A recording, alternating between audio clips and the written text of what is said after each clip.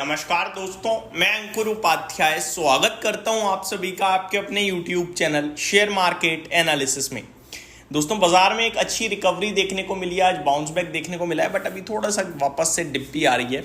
Volatility है दोस्तों, ये मैंने आप सभी के साथ आज आई थिंक सेकेंड वीडियो में ही कहा था कि तेजी है, बाउंस बैक है, सबको पता है, मुझे भी पता है, आपको भी पता है, लेकिन पैसा नहीं बनेगा। आप इस तेजी को कितना ऊपर तक देख रहे हो? तो मेरी नज़रों में तो ये तेजी बहुत छोटी है, बाउंस बैक की कोई तेजी है ही नहीं। अब उसको आप कॉल ऑप्शन के माध्यम से प्ले करने की कोशिश करोगे तो वो आपको ले डूबेगी। क्यों? वॉलेटिलिटी में।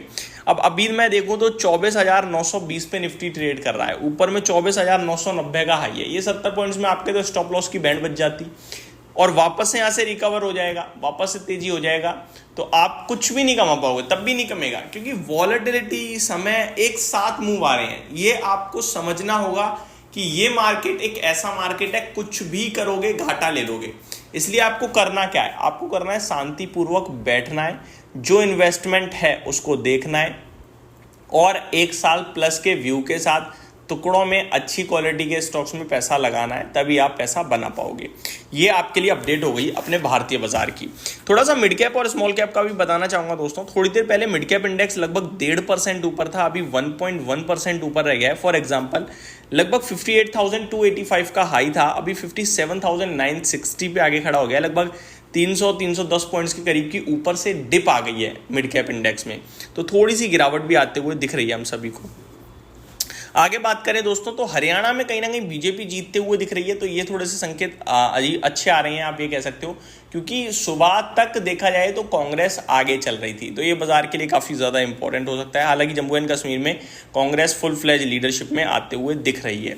टॉप गेनर्स की लिस्ट देखेंगे आप तो पेटीएम भाई साहब रुकने थमने का नाम नहीं ले रहा है। मैंने यूट्यूब पर वीडियो बनाई थी दोस्तों संडे को कि जितना गिरें आप इन स्टॉक्स को धीरे धीरे एक्यूमुलेट कीजिए, जिसमें पेटीएम के बारे में मैंने भी बात करी थी। हालांकि इसे खरीदने के लिए नहीं बोला मैंने, उस वीडियो में इसका डिस्कशन नहीं था। इस स्टॉक को मैंने डिस्कस किया था कि इस स्टॉक में एक शार्प करेक्शन आई है, फंस गए इस तरीके से, 750 से 650-70 पे आ गए। तब मैंने कहा था इस स्टॉक में आपको दोबारा तेजी देखने को मिल सकती है। इनफैक्ट इस भाव पे आप खरीद सकते हो, क्योंकि टेक्निकली बहुत स्ट्रॉन्ग दिख रहा है। और मैं इन्वेस्टमेंट पर्पज से नहीं बोल रहा हूँ, मैं केवल टेक्निकल टर्म्स पे बोल रहा हूँ। एक स्टॉप लॉस भी दिया था 640 रुपये का, आई थिंक कि वो ब्रेक कर देगा तो निकल जाना। आज पेटीएम वापस 10% रैली कर रहा है, बड़ी तेजी है, बड़े वॉल्यूम्स के साथ है दोस्तों। अगर आज कुछ नीचे है तो वो है आपका मेटल क्षेत्र। अब मेटल क्षेत्र क्यों नीचे है उसके ऊपर मैं बात करूंगा, लेकिन पहले मैं आपको स्टॉक स्पेसिफिक बताना चाहूंगा।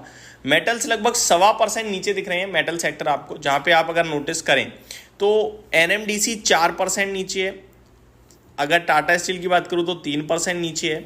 मेजोरिटी साइड पे मेटल्स क्षेत्र में आज बड़ी पिटाई पड़ रही है। क्यों पड़ रही है? तो उसके लिए हमें चलना पड़ेगा ग्लोबल मार्केट्स की तरफ। अब ग्लोबल मार्केट्स में सबसे पहले मेटल से रिलेटेड चाइना है, चाइना की बात करते हैं। हैंगसेंग 8.5% नहीं, माफ कीजिएगा, हैंगसेंग में लगभग 4.5% के करीब की आपको करंटली तेजी देखने को मिल रही है। कितनी? 4.5% की। अभी थोड़ी देर पहले तो 5-5.5% ऊपर थे, अभी थोड़ी डिप आ गई है, आप ये कह सकते हैं। अब चाइना में तेजी, उसके बावजूद मेटल नीचे क्यों है दोस्तों? चाइना आज खुला है 7 दिन के बाद, और जब लास्ट टाइम खुला था ना तो चाइना ने अनाउंस करा था एक स्टिमुलस, यानी आर्थिक पैकेज, और वो आर्थिक पैकेज जो था ना अनुमान से कई ज्यादा बड़ा था, जिसकी वजह से पूरे मेटल क्षेत्र में काफी बड़ी तेजी बनी और एफआईआई का पैसा चाइना के बाजार में भी टेक्निकल बेसिस पे जाने लगा। और वहां से मार्केट मान के चल रहा था कि जब चाइना दोबारा खुलेगा तो दोबारा से कुछ स्टिमुलस की अनाउंसमेंट कर सकता है, लेकिन ऐसा कुछ नहीं हुआ और इसी के चलते गिरा है। बट ये गिरावट भी टेम्पररी होनी चाहिए, क्योंकि चाइना ओवरऑल अगर आउट परफॉर्म कर रहा है तो मेटल्स के लिए काफ़ी स्ट्रॉन्ग और काफ़ी अच्छी बात है ये। अब दोस्तों बात करते हैं बाकी ग्लोबल मार्केट्स की। तो देखो आज चाइना ऊपर है, लंबी छुट्टी के बाद खुला है, लेकिन बाकी सब जगह बड़ी गिरावट आ रही है। स्पेशली हैंगसेंग जो बड़ी तेजी से भागा था बीते कुछ दिनों में, आज हैंगसेंग 7% क्रैश हो गया है दोस्तों। निक्कई का बाजार 1% गिरता हुआ देखा है आप सभी ने।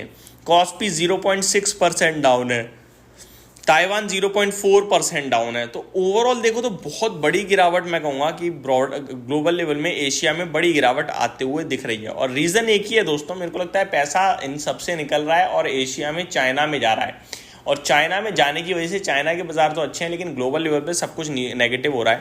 भारतीय बाजार आज इसलिए ऊपर है क्योंकि कल तक चाहे जापान हो आपका, हैंगसेंग हो आपका, कॉस्पी, ताइवान, ये सब ऊपर थे एशिया में, अपन नीचे थे।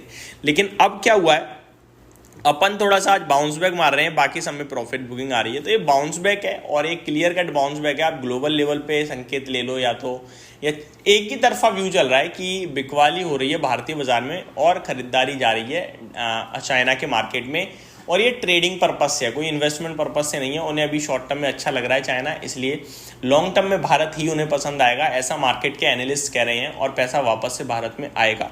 बट शॉर्ट टर्म में प्रॉब्लम दिख सकती है। तो ये मेरी तरफ से एक ग्लोबल लेवल पे बड़ी अपडेट थी, स्टॉक्स पे बड़ी अपडेट थी, जो भी अभी करंट सिचुएशन में दिख रही है उसके ऊपर अपडेट दी। होप आपको सारी चीज़ें समझ में आई होंगी। Thank you so much for watching this video. Have a great day guys.